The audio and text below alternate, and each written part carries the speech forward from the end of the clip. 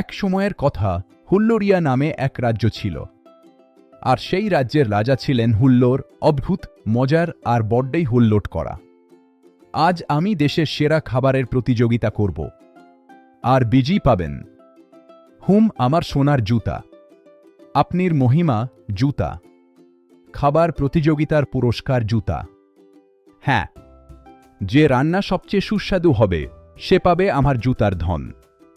হা হা হা। মজার তথ্য, রাজা হুল্লোর রান্নার টেস্ট নিজেই করতেন, কিন্তু সব সময় চশমা উল্টো দিকে পড়তেন। তাই সব খাবারই মজাদার না হয়ে কখনো কাঁচা, কখনো অতিরিক্ত মশলাদার মনে হতো। মহামান্য, আমরা নতুন রেসিপি বানাচ্ছি। চকোলেট দিয়ে মাছের কারি। হুম, চকলেট মাছ। এটা হবে ইতিহাসের সেরা খাবার। বা হতে পারে ইতিহাসের সবচেয়ে অদ্ভুত খাবার। রাজা হুল্লোর শুধু মজা পছন্দ করতেন না, তিনি সবকিছুকেই অদ্ভুত বানাতেন। তিনি বলতেন, যদি কিছু অদ্ভুত না হয় তাহলে জীবনটা খুবই বোরিং। আজ আমি গোপন দুষ্টু অভিযান করব। বাজারে। রাজা হুল্লোর, আপনার ছাতা আবার উল্টানো। উল্টানো ছাতা দিয়ে বর্ষা রুখা যায় না। হা হা হা। মজার দৃশ্য, রাজা হুল্লোর বাজারে ঘুরতে ঘুরতে হঠাৎ একটি পিঁপড়ে তার ছত্রের উপর ফেলে দেয়। রাজা চিৎকার করলেও সবাই হেসে ফেলে। রাজবীর, তুমি জানো না মজার কি? আজ আমরা রাজ্যটাকে উল্টো করে দিব।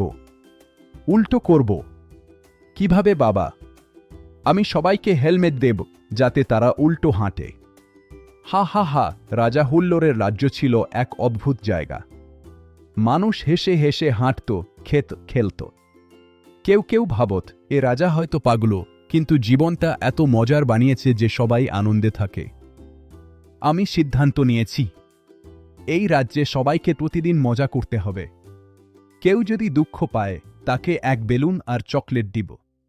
মহামান্য, আপনি সত্যি বিশ্বের সবচেয়ে হুল্লোড় রাজা। মজার তথ্য, রাজা হুল্লোড় বলতেন, কেননা হাসি হল সবচেয়ে বড় শক্তি।